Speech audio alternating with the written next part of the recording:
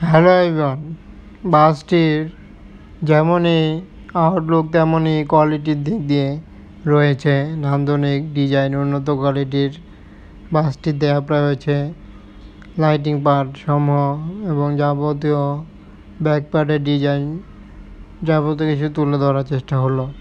Orient ট্রাভেলসের বহরে non AC বাসের ডিজাইনটি দেখলে বোঝা যাচ্ছে যেন অন্য মাত্রায় যুক্ত হওয়া বাসটি।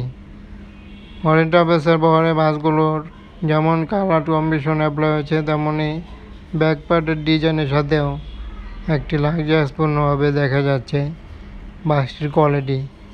বাসটি সম্পূর্ণ তুলে ধরার চেষ্টা করলাম এবং বাসটির যাবতীয় কিছু কালার কম্বিনেশনের সাথে যেন বাসটি কেমন হলো ডিজাইনটি এবং বাসটির কোয়ালিটি দেখতে পাচ্ছি। ওরিয়েন্ট ট্রাভেলসের বহরে আমরা দেখেছি লাক্সারিয়াসপূর্ণ এসি বাসসমূহ বেশ কিছু বাস রয়েছে, তবে এই বাসটি অন্যতম বাস বলা যায়।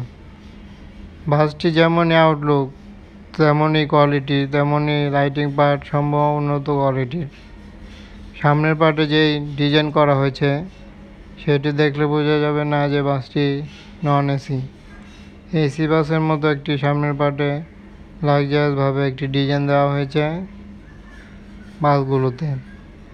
দেখতে পাচ্ছি উন্নত কোয়ালিটির লাইটিং পার্ট সমূহ আরও নান্দনিক ডিজাইন অ্যাপ্লাই হয়েছে এবং বাসটিতে দেখতে পাচ্ছি লাক্সারিয়াসপূর্ণভাবেই কোয়ালিটি সম্পন্ন বাসে।